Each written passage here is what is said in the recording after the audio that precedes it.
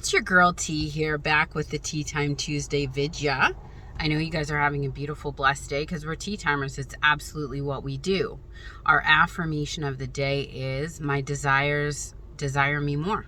My desires desire me more. We're tea timers. We get what we want, point blank, period.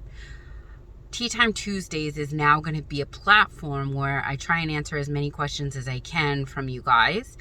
I have had an overwhelming amount of questions come in, but a few of them popped up to me first, and I only have a limited amount of time to shoot this video. So next week I'll be a bit more organized, where I'll write down every question I get and just answer it verbatim on the Ttime Tuesday video. So one of the questions I had was, any tips as a busy single mom on how to manifest? I am a single... You know what? That's a good point that she brought up. I always describe myself as a single mom. And I thought to myself today, that is a limiting belief in itself. Like, for me personally, not for anybody else. Because if I'm with my SP and we're in a happy, committed relationship, then I'm not a single mom. So I should describe myself as a previous single mom. I was a single mom. I am now in a happy partnership where we share the load. So as a previous single mom, for many years, I know how tough it can be to find 5 minutes to yourself. The best times to affirm, I find and found, it didn't matter before here, doing dishes once the kids go to bed. If they don't go to bed until you do and they co-sleep with you like mine does all the time, when you're at the park, pop your earphones in, listen to your own affirmations or subliminals. When you're at work, if you have a job where you can listen to subliminals in your ear, or just affirm while you're at work when you get lag time. When you're doing any kind of housework, vacuuming, doing the dishes, whatever, the best time I found for affirming is when you're driving. I drive so much every day, I still affirm while I'm driving the whole time, or listen to a subliminal, or do both. Those are really great times to affirm. For scripting, same idea. Whenever you get a free moment, I don't know your schedule, but I script in the morning when I wake up. So I wake up half an hour before my son does, and I go to bed half an hour after my son does. So I script both those times. And throughout the day, whenever I get a moment or when I'm having an anxious time, I will script to work out my anxiety through scripting. I will script the way that it is in my mind as opposed to what I'm seeing in front of me to help me get through those lumps. So those are some tips for you. If anyone else has suggestions, put them in the comments below, because we can all use tips and tricks on what other people are doing. A lot of actual other comments were describing your SP situations. Your guys' SP situations are all very similar. You guys are very attached to what the SP is telling you, as opposed to what you should be doing in your 4D. So my SP said this to me, that's why I feel sad. My SP was supposed to say this to me, but they said this to me, so now I feel sad about it. Your SP not saying something to you isn't what is making you sad. It is you making yourself sad, because you are so attached to that outcome of them having to say something to you in a specific way that your reticular activation system is so focused on that one statement, you're blindsiding any other opportunity to come in for you.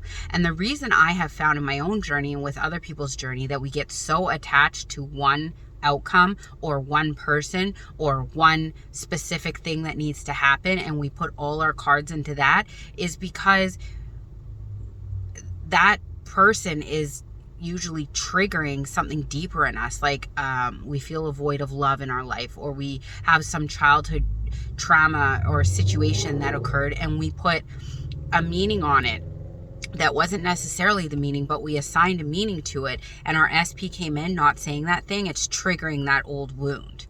So you don't have to get super deep with why it happened, what it means. All you need to know is, if you're in a relationship with your SP right now and you guys are happy, fulfilled, you're having a loving relationship, you see them every day, them not saying one specific thing is not going to upset you this much. I tell you guys this all the time. That's why it's so important to beef up your self-concept. Love yourself to the fullest. Enjoy yourself to the fullest. Find out what triggers you have. Find out what things within yourself need to be addressed first while you're manifesting your SP, or even before. Some of you won't drop your SP for a week or two to work on yourself. And that just shows me that you're not prioritizing yourself, because if you're really prioritizing yourself, a week or two to spend on yourself is not a big deal. So in answer to all of the specific situations that are coming up with SPs, it doesn't matter what your circumstances are. You can change anything in your reality. You have to focus on yourself while you're working on your SP, so that when situations come up that would usually trigger you, you have a strong enough self-concept where you can go, that doesn't apply to me anymore. That's the old version of me. I'm the new version of me. That doesn't upset me the way that it used to. I'm going to go and figure out, I'm going to write down a little note and see if this keeps happening throughout the day, so I can figure out why this keeps coming up to show me something. Another question I had, what was the other question I had? I had another question about, I had addressed that in the last video, how to drop the old story. Same idea. You just keep repeating the new one. If you guys want to replace a couch, let's say you guys broke your couch and you want a new one, are you guys going to keep talking about the old couch? Or are you going to go to the garbage and drag the old couch out of the garbage and put it back and cross your fingers that a new couch shows up? Of course not. You're going to go pick out a new couch. It's going to be delivered, and your new couch is going to be your new story. That's your new story. We don't go back into the garbage and keep picking up our old story over and over and dragging it into our lives and wondering why the cycle is repeating itself. Our new story is the only way to go, and we're sticking to it as best as we can. Like I said before, you're going to have situations that come up that trigger you. You're going to react. It's all good. The key to reacting is to feel the emotion, see where it's hitting you in your body, observe it, maybe make a note of it, see what trends are happening with your triggers, and go from there. It's not to stay in that triggered feeling for the next 2 months and see everything through that triggered feeling for the next 2 months and wonder why your reality is shifting in an unfavorable way. And with that point as well, I've told you guys before, some of the work includes doing meditations to address things that you may even know about yourself already. Like I had spoken to a few of you, and some of you had said that you have abandonment issues with love. Some of you have separation anxiety. Some of you have jealousy issues. There's a whole list of things coming up. I've told you before, Vortex Success channel on YouTube. She is super great. She has a PhD.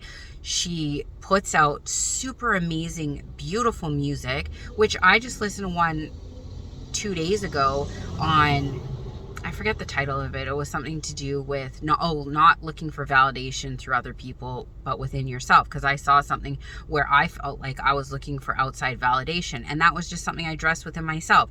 I listened to the tape for an hour while I took a nap. I woke up feeling like a new person, like a whole chunk had been lifted off me and thrown away. This is what we have to do on a consistent basis. Just keep working on ourselves, working on our journey, and enjoying our journey, enjoying the flowers, enjoying the time out with our friends, enjoying the little things in life. Because as cliche as it sounds, tomorrow's not promised. So if all we're doing today is hyperventilating on our SP and not enjoying all the little moments throughout the day, what if something happens tomorrow and we don't see tomorrow? Our last day on earth was going to be about hyperventilating about our SP all day? No, we enjoy things everywhere around us. If our SP's with us here, they're enjoying it with us. But at the same time, we can affirm for them. We can script for them. We can do meditations to improve ourselves. The number one thing here, people, is love yourself, focus on yourself, and the rest will come to you. If y'all have questions, which I know you will, do so below. I love y'all, but not as much as you should be loving yourselves. Have a beautiful, blessed Tuesday. Bye.